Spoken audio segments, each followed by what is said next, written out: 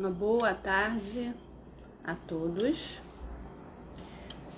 Hoje nós vamos receber aqui no Ana Cristina Rosito Convida. Nós vamos receber Valu Vasconcelos. Conforme a descrição que ele fez, né, ele é um garoto curioso de 46 anos, interessado em saber sobre espaço, terra, seres humanos e sobre a vida. Valu já está aí conosco, vou aqui liberar para que ele entre. Deixa eu ver aqui. Deixa eu ver.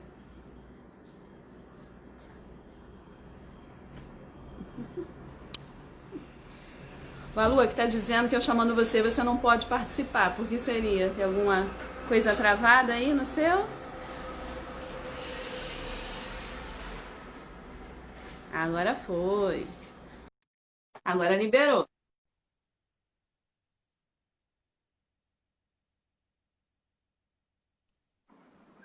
Agora Agora foi. foi. Eu apertei ali, eu falei assim, não pode participar. Eu falei, como assim? Você não me ama mais, é isso? Tudo bem, Valu? Tudo tranquilo, tudo bacana. Esse friozinho agora chegando aqui, tudo fica melhor, né? Ai, que bom. Obrigada por você participar aí com a gente. Espero que Imagina, tenha eu que gostado do adoro. videozinho aí de apresentação. Tentei, eu vou tentando. A tentativa e erro, a gente consegue alguma coisa. Mas ficou ótimo, cara. Eu gostei. Tava lá o Poti, tava lá o Megasônico, eu adorei, adorei. Muito bom. Vou ter um pedacinho de cada aí. Mas vamos falar aqui, vou apresentar você um pouquinho, pelo que você me passou e pelo que Vamos eu andei lá. pesquisando a seu respeito aí. Eita Então, ó, ferro, sempre vamos desenhou, ver. nunca parou de desenhar. Desenhava até nos vidros sujos dos carros que ele É encontrava, né? fato. Quando ele ia passando, isso aí é legal, nossa. Até hoje, cara. Até hoje, se eu tiver Até muito hoje, tempo né? E isso toma paradinho muito assim, olhando. quarto. Porque tem tanta coisa pra gente falar. Se eu descrever Ah, você vamos todo o nessa. que você faz, a gente vai acabar se perdendo. Mas conta essa história aí. Você desenha desde sempre, né? Mas essa história de desenhar no vidro dos carros, como é que era isso? Como é que é isso? Não, continua sendo, cara. Assim, tem coisas que a gente tem a sorte de se contemplado pelo universo e de conseguir fazer para sempre, né? Que são Uhum. prazeres nossos, às vezes até umas compulsões, né? Desenhar para mim não é nem só um prazer, assim. Se tiver um papel, uma caneta, um lápis, qualquer coisa que desenhe, Uhum. a mão vai chegando perto, do nada sai um desenho. Que nem outro dia, eu estava vendo, é, foi o My News, se não me engano, estava o L de la Penha, e eu estava Uhum. vendo do lado esquerdo no celular e do lado direito estava com o computador. E estava, Uhum. né, tava com essa canetinha aqui, e a caneta do meu laptop, na mão, assim, brincando. E aí do nada eu comecei a desenhar. E, bom, você pode ver que no meu perfil que saiu o L de la Penha. Isso acontece comigo muito na poesia, né? Com a poesia também. Sempre qualquer coisa chega, já quando eu vejo, já criei, já um poema, né? Parece muito com a Exatamente. gente. É mais forte, É né? intuitivo, o cérebro vai te levando para esse caminho que é o caminho do prazer, né? O caminho que Uhum. o seu corpo escolheu, o seu cérebro escolheu como uma zona de conforto, que te acalenta, assim, te acolhe. É muito bacana, muito especial. E geralmente as pessoas ficam aborrecidas, né? Quando se escreve no carro, mas eu acho que o pessoal não ia querer nem lavar o carro. Ia querer... Não, e é bacana assim, depois tu começa a olhar, né? Tu começa com o dedo, mas aí começa a ter um pedacinho com mais detalhes, ou tal, que vai ficando bom, né? Aí eu pego um pedacinho de galho, aquela parte mais verdinha ainda, que macio, aí você começa a Sei. fazer detalhes e assim, muito legal. Ó, vou deixar meu carro do meu marido lá num lugar que você, para onde você passa, vou deixar bem sujo. Tá vendo? Pô, Tá, mandar pode um abraço fazer pro daqui pessoal a do pouco, Sul vai. aqui, tá aqui, cara, que bacana. Amada aqui, uma pessoa talentosa, inclusive, do Rio Grande do Sul, tá aqui. Poxa, Chidarte bacana. também. Pô, o Brasil inteiro representado aqui, que bacana. Obrigado, gente. Legal, obrigada mesmo aí pela presença. Então, deixa eu ver aqui. Criador de Megasônicos, em 1998 e 99. Aí, quando você criou, ainda não havia tecnologia suficiente, né, para que você tirasse essas personagens do papel, e aí você teve paciência, da nossa felicidade, é claro, para esperar a tecnologia exata, né? A tecnologia Isso é muito melhorar louco, né, cara? para poder Isso é muito fazer. louco. Como Eu é que sempre surgiu digo a assim, ideia de criar? a vantagem de ser velho é que você começa a ver a transição de muita coisa, né? E Você é um eu vou garoto de fazer, 46 anos, não tem nada de velho, não. Você mesmo disse isso. bom, o espírito é de um bebê, mas a carcaça vai pegando um pouco de poeira, né? Mas Mas fala, é como é muito que surgiu a legal, ideia? cara. Fala aí. Ah, Como é que é? como é que surgiu a ideia do Megassônicos? Então, cara, ele é muito o que eu era naquela época, né? Uhum. Eu era um garoto que andava de skate, inclusive está aqui até hoje o skate na parede, eu não ando com tanta frequência, porque, né, o tempo ficou diminuto, mas eu moro em Copacabana, moro até hoje, moro desde 7 anos de idade até hoje, ou seja, são 40 anos de Copacabana. Eu gosto dessa cidade e sempre me veio aquela coisa, por que que eu não eu sempre fui de retratar meio que o cotidiano, né? Eu sempre gostei muito disso, de fazer meio que uma crônica, só que extrapolando com as possibilidades. E aí eu era um garoto, na época, devia ter uns 20 e poucos anos e tal, e olhava para aquilo e falava, cara, como podia ter um filme aqui, como uma história podia se desenvolver aqui, e eu nunca vi isso sendo contado. Eu falei, cara, mas eu tenho o poder de contar essa história. Então, assim, escrever era tranquilo, desenhar era tranquilo. Então, eu comecei a escrever e era uma outra pegada, era um outro tipo de visual. E ele foi ficando futurista até chegar no cyberpunk e eu encontrei o futuro como uma forma de linguagem. Que, por incrível que pareça, eu acertei em quase tudo. Por isso você chama de NG, né? Nova geração? Exatamente, nova geração. Isso tem uma coisa assim maior até. O que tem por trás do Megasônicos? Assim, ele antigamente se chamava até Megasônicos o poder da imaginação. Aí eu tirei porque ficou muito infantil, mas assim, a ideia continua sendo essa. São roupas especiais que não te dão um superpoder, ela aumenta a habilidade que você tem. E a maior habilidade que o ser humano tem é de imaginar. Se você imagina, você consegue fazer. Isso neurologicamente é explicado. Inclusive, tem uma parte do quadrinho que eu explico isso. Eu adoro ciência, sempre fui muito fascinado por ciência. Então, o Megasonic foi essa ponte que eu consegui ter entre a paixão de desenhar e escrever com a futurologia. Tanto que na época que eu criei o Megasônicos, eu inventei uma roupa que a pessoa vestia, porque se não existe camada de ozônio, né, na história do Megasônicos, por isso que o sol é verde. E aí essa roupa protegia dos raios ultravioleta. Para minha surpresa, 10, 15 anos depois, criaram as roupas UV. Então, assim, um exercício de futurologia, infelizmente eu acertei. Não existiam mais árvores, tal, então a gente está lidando com isso hoje em dia. A progressão geométrica do negócio, assim, tá uma coisa de louco. Então, assim, tem vários exercícios de futurologia que eu botei ali dentro pela minha paixão pela ciência. Então, eu fui misturando esse caldo todo de conhecimentos, paixões, e a história foi crescendo. E como o tempo acabou sendo mais elástico do que eu imaginava, né, porque não tinha essa tecnologia para poder contar essa história, porque ela nasceu de um desenho animado. A ideia era fazer um desenho animado. E as pessoas que estão chegando agora no mundo, ou chegaram há 10, 15, 20 anos, talvez não se deparem com essa limitação. Que hoje a gente está transmitindo pelo celular, por exemplo. Sim. Eu tenho vários vídeos tutoriais no meu canal que eu explico fazer desenhos animados no celular.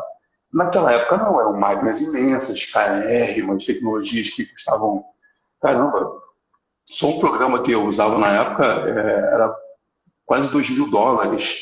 E imagina, você começar essa vida com $2.000 de dívida. Impossível. E aí, como o tempo passou, eu consegui agregar várias coisas, não só da tecnologia, como a história foi levando a minha criação para se tornar uma realidade do mundo. Isso é muito louco. Um exemplo disso existe um personagem chamado Victor Lara, que eu desenhei lá atrás, lá em 97, 98, 99, e que as pessoas olham assim e falam, uai, mas é o Temer. E ele estava na posição de poder que o Temer acabou ficando e tal. Eu falo, cara, não era, mas sim, o futuro trouxe de novo para o presente as coisas que são muito, muito coincidentes, né? Para o bem ou para o mal. E quando foi que você começou a fazer o desenho animado da série do Megasonic? Então, ele nunca parou, na verdade, né? Ele se tornou quase um protótipo de teste de aprendizado. Ele começou sendo um desenho, se você olhar hoje em dia, dá até vergonha, era muito ruim. E ele foi desenvolvendo, aí chegou um momento que eu conseguiria fazer a série, e por acaso um cliente chegou e falou: pô, tô vendo isso aqui que você está fazendo, eu queria fazer uma série que tivesse essa cara. E aí eu tive que parar a série, isso foi 2009. E aí eu comecei a fazer a primeira série que foi para televisão, que foi o Jaral, que é uma outra série que eu tenho também, que foi líder de audiência, ganhou prêmios e tal. E aí, assim, o Jaral acabou virando o filho do Megasônicos. E aí, no final do Jaral, o Megasônicos foi realmente produzido. Isso Mas aí o Megasônicos, ele primeiro teve publicação em HQ ou não? Ou foi uma coisa ao mesmo tempo? Então, é mais ou menos. Voltando à tecnologia, que é a vantagem de ver a tecnologia andar, na época eu queria começar, já que era teoricamente mais barato, com um quadrinho. E aí eu fui tentar ver a publicação de forma normal, né? Tipo, buscar uma editora. E aí eu comecei, como você sabe melhor do que ninguém, que você também trabalha com publicação, o quanto a editora paga pelo valor de capa. E eu não sabia disso. E aí, quando chegou assim, aquele 6, 7, 10%, quando é um grande autor, assim, eu falei, cara, eu vou ter todo o trabalho de criar isso, todo o trabalho de fazer uma história, desenhar uma história, pintar, e vou ganhar 6% do valor de capa, isso quando vier. Eu falei, cara, isso talvez não seja bom. Eu vou tentar, então, um negócio que está meio que chegando na moda, da autopublicação. Moda, né, entre aspas. E aí eu fui buscar, eu achei um site chamado Perse, que foi até uma indicação do funcionário meu na época, e aí eu falei, cara, vou fazer. E na época eu estava desenhando e tinha 112 páginas o quadrinho. E aí eu fiz o orçamento, que era um orçamento online, tudo moderno, né, entre aspas. E aí o resultado foi que o valor de capa sairia R$40. Sem contar com nenhum dinheiro meu, assim, R$40 a produção. Eu falei, ninguém vai pagar 40. Eu não pagaria R$40 por uma produção dessa. É muito caro, é absurdo.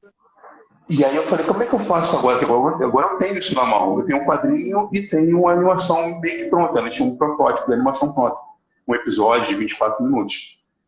E aí eu falei, vamos para o digital. O digital está começando a ser uma realidade no Brasil. A gente tinha acabado de sair da internet de escada, aí tinha uma banda larga, com muitas aspas, assim, aquela banda. Era um filete de. Era um filetinho de banda que nós tínhamos e que chamavam de banda larga. E aí eu falei, vou lançar um PDF. Só que assim, eu desconsiderava na época que a banda não era tão larga, a quantidade de pessoas que tinham acesso à internet também era muito poucas. Então, assim, eu publiquei, inclusive, no ISU. Acho que deve existir até hoje. E nunca deslanchou, né? Logo em seguida, eu descobri que existiam marketplaces, é um lugar onde você poderia vender coisas digitais na internet. E aí eu catei uma loja dessa online, tentei pra caramba. E aí eu desconhecia o fato de que ninguém te acha num marketplace desse que é uma ilha na internet, né? E a internet é um mundo, né? E tudo isso acabou sendo um aprendizado de guerrilha. Hoje em dia, assim, o caminho que eu fiz, que era muito árduo, acabou se tornando um mar de conhecimento. Mas na época foi muito frustrante. Eu achava que ia ser tão facinho, né? Só desenha, bota na internet, as pessoas te acham, você fica multimilionário e tá tudo certo. Só que não. Só que não, né? Só que não. E as pessoas olham assim, né? Acham que os escritores, né? Os animadores estão cheios de dinheiro. Todo assim, mundo rico, todo mundo rico. Famosos, né? Nos seus carrões e sabe-se lá mais que a imaginação, como você falou aí, né? O que a imaginação vai levar as pessoas a pensarem sobre isso. Quem sabe um dia? Quem sabe um dia? Estou fazendo várias perguntas aqui. Uma delas, deixa eu ver, uma foi o Ed que perguntou, depois mais adiante eu faço a pergunta que ele acabou de fazer. E perguntaram aqui que eu não consegui. Ed Vasconcelos, grande autor, inclusive. Eu sei. Ator, diretor de teatro. Fez uma live com ele já, é fera também. Aqui dizendo, sou rica! E aí perguntaram aqui quantas páginas tem essas histórias em quadrinhos. Perguntaram para você. Então, Não, depende. passou rápido e aí eu não consegui ver quem foi, porque o meu assessor hoje não está aqui ao meu lado. Então, estou tentando aqui. Fazemos. O pessoal da arte faz tudo, né? É, Chuta, cabeceia, vai para outro gol, receber a bola também. Então, eu era essa pessoa que tinha esse pensamento de que seria maravilhoso e fácil. Então, eu fiz histórias que eram de 112 páginas, que é mais ou 112? menos o que 112, que era mais ou menos o que tinha no Japão. E aí eu descobri que não posso, não podia fazer isso, que era muito caro. E aí eu parei, eu abandonei durante 6 anos o projeto, porque a animação estava dando certo, assim, eu trabalhava também com publicidade, sou publicitário também, e o dinheiro realmente de quem faz animação, faz esse tipo de trabalho que eu faço, era da publicidade. Por mais que o meu sonho fosse ter propriedades intelectuais e ganhar dinheiro com ela, o que dava dinheiro de verdade era publicidade. E aí eu fui para esse mercado, trabalhei com muitas corporações, Petrobras, Shell, algumas coisas internacionais, e deixei aquele sonhozinho meio que dormente, não abandonado, mas dormente ali. Em 2015, eu comecei a pensar de novo em como trazer de volta a série, porque o Geraldo estava na televisão já estava fazendo uma outra série que era do Poti, que você viu. Sim, a gente vai falar também. Que é feito com outro tipo de técnica. Eu falei, cara, como é que eu faço agora? Eu já viajava internacionalmente para poder vender as séries, e essa é uma coisa bacana, assim, eu fui aprendendo como é que se transforma um ativo da arte em um produto, e não foi fácil, né? Muito dinheiro empreendido, muitos cursos, muitos workshops e tal. E aí chegou um momento, em 2016, que eu fui convidado para era o Dia do Batman. Era um projeto que tinha no pessoal do canal Reboot Produções, que eles são fãs de quadrinhos e cultura pop, e me convidaram para ir para o evento. E o evento era aqui do lado de casa, 5 minutos andando. Eu falei, não tem como ter desculpa de não ir, né? Chegando lá, eu acabei perguntando para eles, que também é um canal de mídia especializada em cultura pop, o porquê que o autor nacional não tinha espaço na mídia que eles faziam parte. E aí a resposta me surpreendeu, sim, absurdamente. E eles disseram que assim, é porque os autores não procuram a gente. Eu falei, como assim? Eu não entendi. Eu falei, não, é porque assim, o pessoal, quando é o dia de lançar, que é uma matéria. Só que não vem com release, não tem uma preparação, a pauta não existe ainda. Então só fala, bota aí que eu estou lançando. Eu falei, é só isso? Ele falou, se todos os canais de comunicação de editoras famosas, até nacionais um pouco maiores, tem um setor que prepara um release bonitinho, manda com uma certa antecedência, eles gravam isso, fazem uma pauta antecipada, no dia do lançamento, ou perto do lançamento, faz um lançamento casado da matéria com a parte de marketing da editora. E nós, meros mortais, não sabíamos disso, e não fazíamos esse trabalhinho de casa. Que bom que você perguntou, viu? Que bom que perguntou. Né? E já perguntei meio que já para dar uma resposta mal criada, já ia engajar no papo. Eu falei, mas é só isso mesmo? Ele falou, a gente gosta, inclusive é o canal que preferia que fosse mais pautado para conteúdos nacionais, e não temos tanto material assim. Em compensação, quando vem o filme do Batman, um ano antes tem um teaser, aí vem uma outra matéria, aí vem um materialzinho de cena, vem um making-off, aí vem uma foto que vaza, e a gente vai populando nossa basezinha da programação por conta disso. Vocês não têm isso, eu não sei quando é que você vai lançar o próximo Mega Sonics. Falei, rapaz, entendi. Junto com isso, eu estava sendo chamado para vários eventos literários e eu não tinha coisas impressas. Porque até então não tinha conseguido uma tecnologia que fosse popular o suficiente para poder botar esse material na rua e que eu pudesse dar conta, né? Porque afinal de contas a gente paga do nosso bolso. Se não tem uma editora, o autor que paga. E é caro. E aí um amigo meu que estava também nesse mesmo dia falou, cara, eu também estou querendo imprimir umas coisas, eu peguei uns orçamentos, peguei uns telefones, mas não cheguei a fazer o orçamento. Toma aí, se vira aí. Eu falei, pô, é um ponto de partida, vamos ver, né? Liguei para 3 ou 4, fiz uma planilhazinha de custo, adoro uma planilha, né? E aí comecei a fazer a planilha e vi que, sim, aquele valor que eu tinha era muito grande para poder fazer uma publicação. E 112 páginas ia ficar muito caro, muito caro. E aí eu falei, como é que eu posso pegar a mesma história, e aí vem a vantagem de você escrever, porque eu sou roteirista também, né? Em arcos, eu consegui dividir o meu 112 em 3 arcos diferentes. Sim. Falei, quanto é que custa um terço desse orçamento? E aí, na época, era, acho que R$5 ou R$7. Era R$7 por volume, se eu dividisse em 3. E aí surgiu isso aqui, surgiu esse formatinho que tem 44 páginas.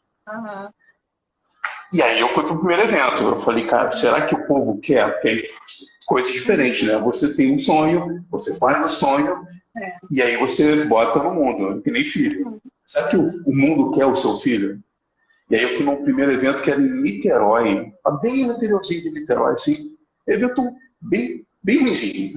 Sendo muito sincero, era muito ruimzinho. Não tinha quase ninguém, assim. Mas a primeira pessoa comprou. Eu falei, uai! Alguém paga por isso, né? Alguém pagou pela minha obra. Porque, assim, uma coisa é você dar de graça, né? A pessoa lê porque é seu amigo. Agora, um estranho que nunca te viu, olha aquela obra e fala, vou pagar. E tirou, era R$10 na época. Me deu R$10. Eu falei, que legal. Eu já volto para casa, pelo menos, com o dinheiro que foi vendido. É o que acontece. Também quando eu vou às feiras é isso, eu volto com o dinheiro para pagar a condução, é isso. Logo na sequência, esse mesmo amigo falou, ó, vamos ter a ler. Acho que foi a primeira a ler, foi lá no Cais do Porto. Eu tenho um dia, eu vou todos os dias, mas eu tenho um dia que não tem ninguém para ficar comigo na mesa. Você quer ir? Eu falei, uai, eu acho que eu quero. Vamos ver. Eu gostei desse negócio de alguém pagar pelo que eu estou fazendo, né? Pelo menos eu vou divulgando o meu trabalho. E aí eu acho que eu fiz 30 cópias. Porque essa pessoa não fazia diferença se eu fazia 30 ou se eu fazia 3.000. O preço era fixo. Então, peguei um dinheiro que eu não tinha, botei ali e falei, vamos embora. E eu vendi metade do 15, né? Metade são 15. E no final disso, o Carpalhal, que era o que estava fazendo junto com a Capa Comics, falou, você vai voltar amanhã? Eu falei, não vou voltar porque eu só tenho hoje, né, de convite. E ele é falecido, infelizmente, mas ele era um coração absurdamente grande. Falou, não, se aperta aqui com alguém e vem todos os dias. Então eram 3 dias de evento e nos 3 dias eu vendi os 30. Eu falei, uai, cara, tem público. Então, vamos jogar para cima, né? Vamos aceitar tudo agora. Então, de 2016, final de 2015 para 2016, até 2019, se tinha alguém com a birosca aberta que falava, vem cá, Valu, eu ia. Até para saber assim. Eu também fui lá também um pouquinho assim, mas fui participando de uma antologia, né? Porque é da editora Miraquitã. Que maneiro. A gente não se conheceu lá, mas eu estava por ali também. Tá vendo? Assim, o universo já estava conspirando. Também, mesma coisa. Você está falando, eu estou aqui me identificando com tudo que você está falando. E acredito que vários também autorizou, aquelas pessoas que querem começar na área, não é? Estão também se identificando aí com o que você está falando. Bacana. Agora volta a pergunta do Ed, já que entrou ele em fala. Você falou do festival, acabou dando aí a entrada para... Pois é, e aí eu fiquei com 44 páginas, né? Ele falou para você contar sobre o festival que você participou na França. Meu Deus. Olha a Cris também aqui. Olha só que legal. Tem muita gente bacana. Oi, Cris. Estou te vendo, Cris. Aí. Vendo você escrever. Então, cara, essa história de começar a tentar entender o universo financeiro da arte se tornou uma preocupação para mim, né? Que depois que eu descobri que, tá bom, televisão tem esse tipo de recorte e eu masterizei como é que se coloca um projeto dentro da televisão e qual é o retorno que isso dava e para onde são os desdobramentos. Sim. Parte desse aprendizado foi entender que se eu fosse focar só no Brasil, eu nunca pagaria para fazer uma segunda produção. E aí o meio mais mais usado no mercado, né? Aí não tem nem aspas, não, mas é usado mesmo.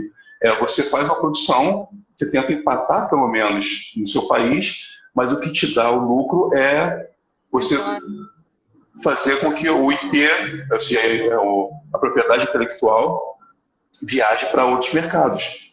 Então, a partir de 2010, quando eu comecei a viajar, fui para a Argentina, inclusive, eu comecei a tatear esse mercado de como é que vende, como é que formata, existe uma demanda. E aí fui primeiro na Argentina, vi que existia, deu um hiato ali, porque afinal de contas nós somos ricos, né? E aí em 2012, 2013, eu fui a primeira vez para a França, e aí que até o Ed está comentando, que foi para um festival chamado Annecy, na cidade de Annecy, é um festival de animação, e junto do festival tem um mercado de venda e compra de produção. Eu falei, uai, então existe um circuito, né?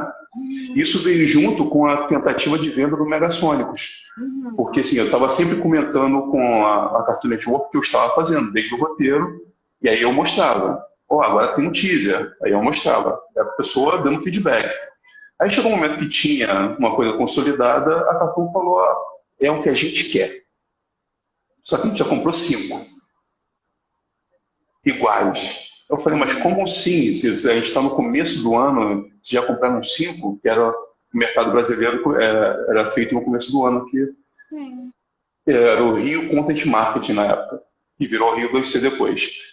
E aí eu entendi que assim, o Brasil estava 1 ano atrasado dentro do mercado internacional de compra.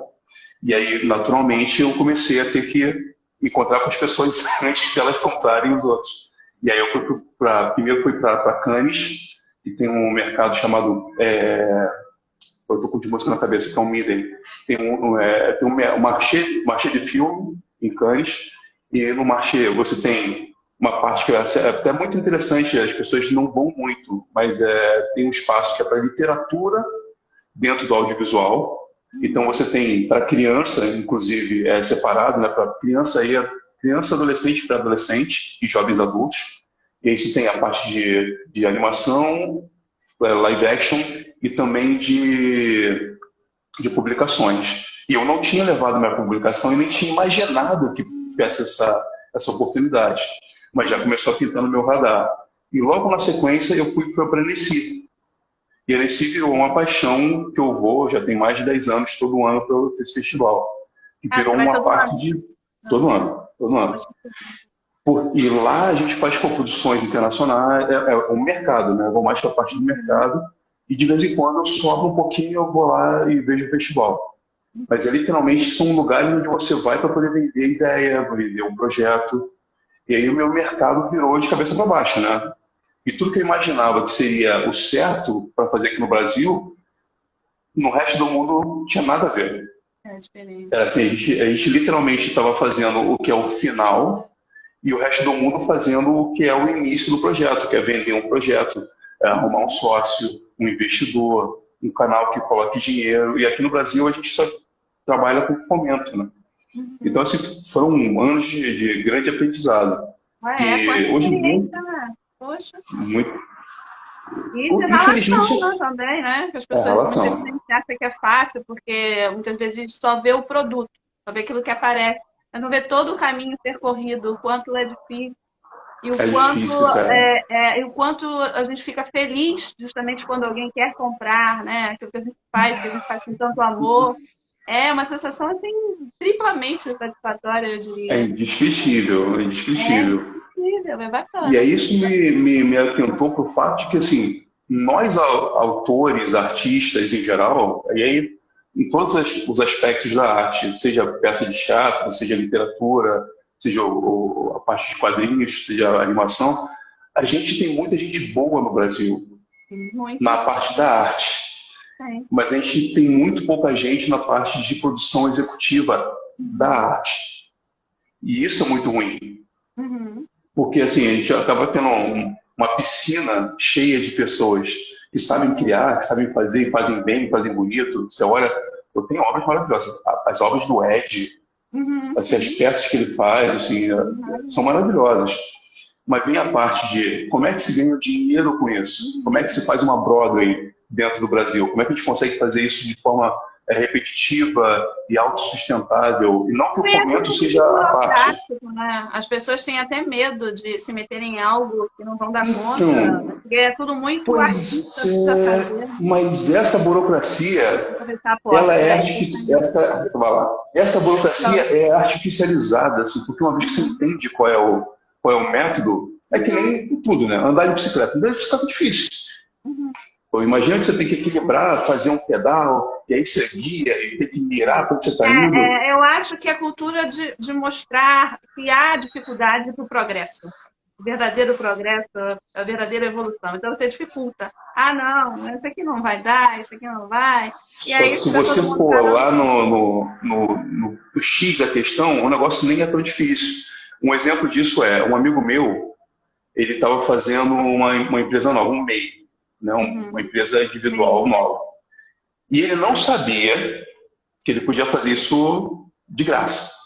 E aí ele pagou um despachante para entrar no site do Sebrae, pegar as informações e abrir junto com ele. E ele teve que abrir por ele mesmo, logicamente que o MEI você sabe você mesmo, só que ele pagou uma pessoa para ir no site só pegar a informação que ele podia ter pego sozinho. Então, esse intermediário é o que faz com que o nosso mundo artístico pareça ser complicado. E, na verdade, ele não é. Colocaram aqui, a extinta arte, né? Criar uma microempresa já mete medo em alguns. Exatamente. Porque, assim, tem tanta gente que vende a intermediação que parece que é um mundo complicado. E, assim, não é fácil. Não vou mentir, não vou falar, nossa, é um delícia. Não é molezinha. Mas ele é menos complicado e ele é mais possível do que a grande maioria faz querer aparecer. Existe estudo, sim, e eu estudo até hoje, estudo todo santo dia, tem uma coisa nova que está aparecendo e que eu tenho que me aprofundar. Porém, uma vez que você entende pelo menos qual é a dinâmica e quais são os passo a passo, isso se torna mais fácil e é possível. Imagina o seguinte, eu hoje tenho um tráfego muito, muito fácil com o governo do Estado. Não por conta do Witzel, porque eu nem sou partidário do Witzel. Mas, assim, os funcionários, as figuras que trabalham com o governo do Estado, os funcionários públicos, que estão lá, independente de qual é a bandeira que está sendo levantada, vão fazer o trabalho deles, que é fomentar a cultura, ou fazer a parte de distribuição de dinheiro e renda.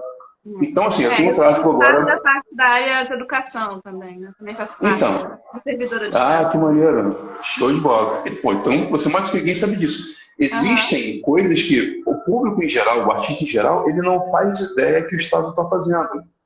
E o Estado, por outro lado, está buscando formas de entrar em contato com a população, distribuir essa capacidade financeira, ou às vezes nem é o dinheiro, mas assim, vou dar um exemplo concreto disso. Na última Bienal do Rio de Janeiro, eu fui o curador da SESC, na Secretaria do Estado de Cultura do Rio de Janeiro, para a parte de quadrinhos. Então, eu consegui colocar 50 autores independentes para vender seu material de forma gratuita e numa estrutura bacana, que inclusive eu ajudei a fazer, eu fiz o projeto gráfico do espaço, dividi, diferente da edição anterior, que eles fizeram também algo parecido, mas era só uma paredezinha que ficava, todo mundo imprimia, espremidinho. Eu botei pessoas sentadinhas, bonitinhas, para poder o seu lançamento. Tinha uma parte de show e apresentação dos autores que acabou acontecendo. E por eu ser publicitário e eu estar nas redes sociais, isso se tornou mais fácil para que o autor achasse esse caminho. Mas muitas vezes você não tem essa interface de eu que conheço o mercado. Eu soube pelo grupo da Iniciativa Geek, eu agradeço muito ao Vitor por fazer parte do grupo, inclusive, mas infelizmente eu torci o meu pé fazendo o sarau da escola. E aí eu tinha até lançamento de antologia na Bienal do ano passado, mas infelizmente eu fiquei aqui mobilizada. Pois é, aqui estava lá, cara. Acontece, né? Então, assim, eu estou falando só 50 da parte de quadrinhos. Na parte de livro, tiveram mais algumas dezenas, quase centenas de pessoas passando por ali. E é uma coisa que a população em geral acaba não sabendo. Uhum, Que aí, como é que eu vou saber? Você entra no site da cultura, você segue, tem um site, e todas as consultas públicas passam por lá, assim como o Ministério da Cultura tem o seu site, o BNDES tem o seu site, o BRDE, que é um banco de é porque fomento, acaba sendo tem o algo seu muito de boca site. em boca. Então você conhece alguém que conhece alguém, que apresenta alguém, né? Aí começa aquele ciclo. Então, mas a gente volta para o intermediário, né? O Roda o governo do intermediário. estado, ou a prefeitura, ou o governo federal, ele faz uma coisa que é Uhum, no site deles. Eu, é verdade. governo, tenho Eu a só ir lá capacidade direto. financeira e de É. gestão e vou fazer esse evento. Todos Uhum. estão convidados desde que me procurem. Façam seu Uhum. cadastro e vamos fazer uma seleção mínima para poder dar essa oportunidade. E aí a Agora, pessoa não vai no site. eu vou precisar te interromper para a gente continuar a falar sobre também mais coisa que o tempo vai passando, tá quase acabando. Já É faltam muito papo, né? tem muita coisa para falar e perguntar. É assim, vou ter que abrir umas 3 lives aqui para você. Eu Vamos queria te embora, vamos embora. perguntar aqui sobre Jaral, que eu quero perguntar Ah, ainda que sobre legal. todos eles, para você falar também aí sobre Jaral. A Geral foi um projeto muito bonito, cara, porque assim, todo mundo conhece a parte do desenho animado, que é muito Aham. legal. Só que ele é um projeto social, na verdade. E coisa que quase ninguém sabe é que aquele resultado, o desenho animado em si, que foi para televisão, fez sucesso, ganhou o prêmio, ele foi feito com pessoas que nunca animaram na vida. Ou Uhum. seja, literalmente foram pessoas que. Vou contar qual é a história. Eu estava fazendo Megasônicos, né? Uhum. Contei no início, e aí veio um cliente dizendo: Olha só, eu tenho um sonho de fazer um desenho animado. Eu falei: Que legal. Só que ninguém no Rio de Janeiro me recebeu. Você pode me receber? Aí eu recebi a pessoa, a gente começou a conversar, e eu entendi porque a pessoa não recebia, porque tinha uma pegadinha, que era um projeto social atrelado ao projeto desenho animado. Porque Uhum. era uma verba que o governo ia dar para poder fazer sei lá, um curso de corte e costura, de cerâmica, ou qualquer coisa dessa, ou botar no bolso e o dinheiro ia se perder. E aí eu falei, cara, eu quero fazer desenho animado, mas eu quero mais fazer o projeto. Porque eu estudei desde a minha quarta série em escolas públicas. E eu Uhum. tive francês, tive inglês, teatro. E um sonho que eu sempre tinha era de fazer um projeto para devolver para o meu colégio toda essa bagagem que eu acabei usando para a minha vida. Hoje eu falo francês. E a primeira vez que eu viajei para a França, era o francês da minha escola. E Uhum. eu não Bacana. passei fome. Então, Ângela Pastura, se estiver me vendo, muito obrigado pelas aulas. E aí eu falei, cara, então esse projeto me interessa. E era um projeto dentro de um CRIAN, né? Ele mudou, o nome bonitinho é CRIAN, que agora mudou de novo, e era a antiga FEBEM. Uhum. Eram menores infratores que estavam ali passando um tempo interno, e a ideia era fazer com que eles se ressocializassem com a população local. Então fizemos um curso de desenho animado, de história, de contação de história, de criação de roteiro, criação de história, de pintura à mão, pintura digital, dentro desse centro correcional, só que aberto para a população. Então a Uhum. população podia ir desde que convivessem com os internos. A princípio foi uma coisa meio que, meu Deus do céu, será que vai dar certo? Tinha, logicamente, seguranças que ficavam ali olhando, dando, né, aquela cantada no interno, falando só, não pode mexer com o cara. Mas aí o primeiro interno ia, e os outros sacaneavam ele, você vai com esse negócio mesmo? Tá se corrompendo no sistema. E aí vieram as menininhas e os garotos, adolescentes, pré-adolescentes, se encantam, né? Vê a possibilidade de flertar, falam, não, eu vou ali só para ficar com as menininhas. E acabam vendo uma outra possibilidade, que é aprender alguma coisa num esquema que, teoricamente, não davam para ele, que era software pago, caro, inclusive, de computação gráfica, computadores de última geração, não era um refúgio do refúgio. Então tinha uma coisa de levantar a autoestima que foi muito bacana. E dessa turma, os que se faziam sobressair, né, culturalmente, ou com o trabalho, ou com o comportamento, tinha a possibilidade de visitar o meu estúdio. E aí ela vê como é que era a produção, que era o Jaral, e aí alguns deles ganhavam a possibilidade de fazer um workshop no estúdio, que era muito legal. passava uma semana ali sem vínculo nenhum, só podia, né, tinha seu transporte, vinha e via o que estava acontecendo, aprendia algumas coisas a mais, e desse pessoal, quem tinha, aí já começava a decantar, né, a possibilidade de entrar era grande, mas aí a gente ia decantando para quem realmente se interessava. Ganhava um estágio de um mês, remunerado, com ajuda de custo, e esse pessoal dessa peneira maior podia ser efetivado. Então, algumas pessoas quer dizer, 90% das pessoas que passaram por esse curso, seja interno ou seja externo, foram absorvidos pelo meu estúdio para fazer esse primeiro piloto que se formou na série. É muito, muito legal. E aí, como eu falei, ganhamos prêmios, viajou internacionalmente, muito, muito Aí bacana. eu vi, né, da história de 5 jovens que recebem poderes incríveis, mas até que é antes. Mas tem que devolvê-los antes que a maldição de Taniaguá os alcance. Pois é, isso é muito louco, né? Assim, quando o Marco Teixeira, um grande abraço, Marco Teixeira, que é um gaúcho, me procurou, a ideia dele era fazer uma versão do livro que ele tinha feito, que era chamado Do You Understand? E aí eu falei, cara, essa história é ruim. Mas, assim, eu acho que o projeto pode ser interessante. Como eu falei, assim, eu peguei mais por conta do projeto do que pelo desenho animado. Mas, assim, eu tinha a noção de como fazer um desenho animado, já tinha passado por isso durante muitos anos.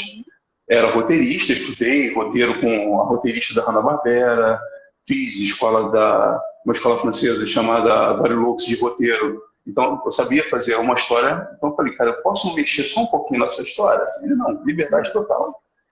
E aí foi maravilhoso, porque só ficaram os nomes dos personagens, na real, assim, que eram filhos e sobrinhos dele. Pois é, eu pensei, cara, eu tenho a oportunidade aqui, na minha mão, de fazer uma história que tenha realmente alguma relevância. Então eu comecei a estudar o Rio Grande do Sul e as mitologias do Rio Grande do Sul, que era da onde ele é. E aí eu falei, cara, tem muita coisa legal. E Taniaguá é um mito do Adão e Eva brasileiro, dos Pampas, e ninguém sabe disso. Era uma princesa moura, Taene Aguá, o nome correto. Assim, se você buscar no Google, depois vale a pena com essa história. E ela é uma princesa moura que virou uma feiticeira e se apaixonou por um padre jesuíta. Esse padre foi excomungado, preso, e ela, para poder viver esse amor, queimou a cidade inteira para poder libertar o padre. Por si só, já é uma história maravilhosa, né? Tem curta, se não me engano, de Aral. E aí eu falei, cara, como é que a gente transforma isso em um desenho animado? E aí eu peguei tudo que é da minha infância, do meu colégio, que é o mito do Tupi-Guarani, e eu tenho um pé, o meu bisavô, um dos meus bisavôs era um indígena, então tem um pé ali, tem um pé na África, que também, logicamente, tem parentes africanos, e eu comecei a buscar a etimologia de cada palavra que eu queria usar e de onde vieram as pessoas da série. Por exemplo, ninguém sabe no sul, mas existe uma parte de imigração muito forte da África. E eles não eram escravizados, então se tornaram até pessoas proeminentes daquele espaço. Daí vem um personagem chamado Giga, que é um cientista. Tem um pessoal Tupi-Guarani muito forte, inclusive está perdendo muito espaço nas aldeias, e também tinha uma relevância muito grande na época. Então, 2 personagens se tornaram o Rudá, que é Amor em Tupi-Guarani, e a Perruge, que a Perruge é a filha do autor. E aí eu fui pegando esses elementos do Rio Grande do Sul, só que jogando para a brasilidade, pegando folclore. Então eu boto Vila Lobos na série.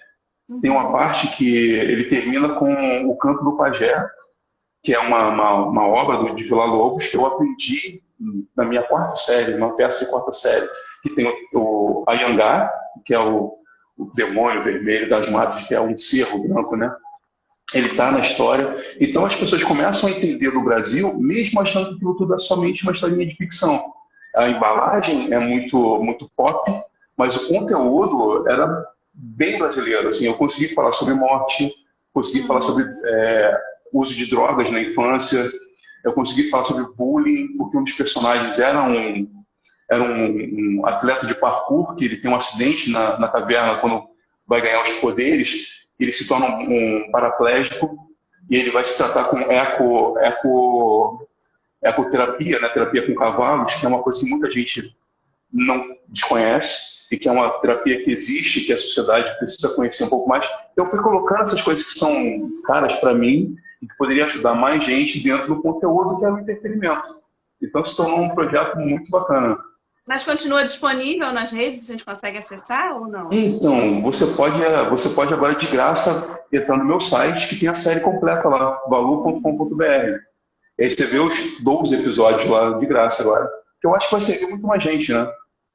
Pô, bacana mesmo. Então tá. Então agora vamos falar de Poti e Andaluz? Vamos falar sobre ele. Ele, assim, é muito, muito legal. Por alguns motivos.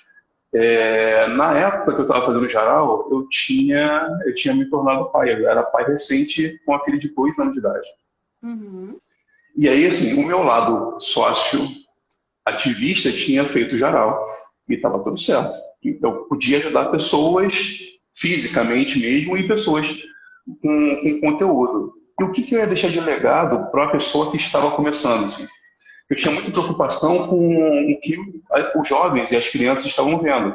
Minha filha teve a oportunidade de ser educada com palavra cantada, com coisas que eram culturalmente bacanas, relevantes, assim, e estimulantes para a mente. E aí eu falei, cara, o que eu estou deixando para minha filha ver? Né? E aí eu comecei a fazer de trás para frente.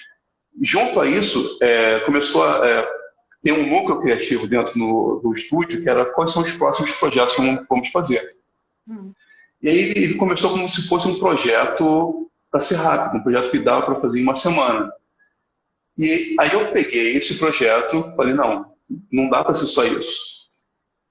Eu juntei essa vontade de contar uma história, com coisas que eu queria deixar para minha filha, com o que estava acontecendo com essa criança naquela época. Isso foi muito interessante. Porque assim, eu descobri que... Deixa eu voltar um pouquinho aqui, porque tem mais culpa da minha filha do que minha culpa, na verdade. Como eu trabalhava fora, e a animação você faz, seguir à noite, esse negócio todo, eu acabava voltando muito pouco para casa. Então, na época, tinha aquela coisa de ler para ela dormir, assim, um momentinho de conexão, que é muito bacana. Então, a mãe podia contar uma história normal de livro, princesas, e toda essa parte que a gente já está acostumado. Quando chegava na minha parte, ela queria mais tempo. Porque assim, o livro não era o suficiente para ela matar essa saudade, essa falta que tinha. Então ela falou, pai, eu quero uma história diferente. Ela falou, putz, uma história diferente. Aí o que eu fazia? Eu mudava o nome do personagem e contava a história da princesa. Aí ela ouvia, tipo assim, ok, agora eu quero uma história muito diferente. Tipo, eu entendi que você me enganou. Esse tempo aqui, passamos juntos, está tudo certo, agora me conta de verdade aí.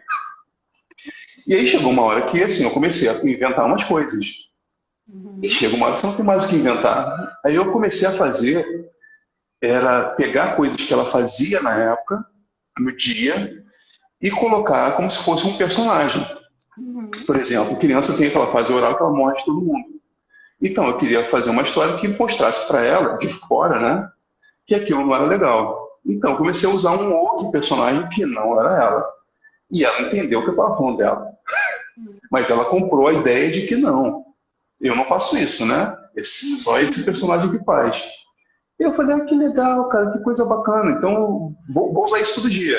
Então, sempre que eu usava essa história, eu vinha com esse artifício de pegar uma coisinha do dia dela, colocar o personagem que era diferente, ela conseguia ver de fora aquela situação e ela entendia. Até que ela fazia uma pré-escolinha na época, né? Ela começava a voltar da escola contando que o amiguinho tinha feito coisas que aquele personagem, não ela, mas aquele personagem fazia. Aí eu falei, que coisa legal, cara. E eu comecei a fazer histórias dentro desse universo. E aí vieram as histórias do Poti. Ele saiu de um projeto que era para ser um projeto mais genérico e começou a ter um projeto de verdade de ajuda.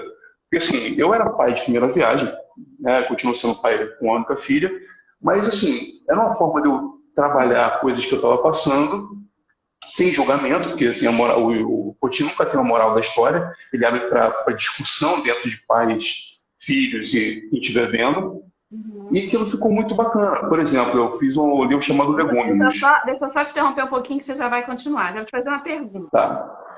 Mas está Pergunte. rolando muito bem e as pessoas estão pedindo Cris aí, perguntando se não pode fazer uma outra live. Eu queria saber se quando acabar essa aqui, que tem aquele tempo, né? Se a gente pode abrir outra para a gente conseguir Vamos, concluir vamos, tudo que vamos, tem vamos aqui, sim. né? Porque não faz Vamos sentido a gente sim. sair correndo com tanta coisa ainda para ser dita, né? Então você E topa? passar rápido, é top, top sim. Vamos Porque nessa. tem o que são, deixa eu ver? Já estamos já em 50 minutos já. Sério? Sério, voou, Nossa! não é? Voou muito rápido. Voou. Então a gente faz assim. Eu acho até melhor Vamos, para não vamos ficar nessa então. aquela coisa de acabou e cada um com a cara assim meio esquisita. Ó, ó, a gente, não é? Não é A aquela gente que meio encerra e congelado aí lá, abre né? outra, aí você acha? Porque já vai acabar, Vamos, falta o vamos quê? sim. 5 minutos, né? Aí a gente Ah, fala, então continua a fecha. história Vamos da Ana lá. Luz. Pode ser? Todo mundo que está aí Pode assistindo sim. concorda? Aqui já botou oba, oba. Vamos ver se mais alguém concorda aí. Deixa eu Ah, ver. que Tem fim legal. de Que 3 minutos para legal. perguntar se alguém concorda. Eu acho que todo mundo vai concordar. Então tá, eu vou Ah, que fechar e bom, vou abrir gente. outro, então. Então vamos Tá? nessa. Vamos Então, nessa. encerramos a primeira vez que eu estou fazendo isso aqui, hein? Então, encerramos o primeiro bloco aqui da conversa com o Valu e nós vamos agora para o segundo bloco de conversa com o Valu Vasconcelos. Vem com a Continue aí com gente. a gente.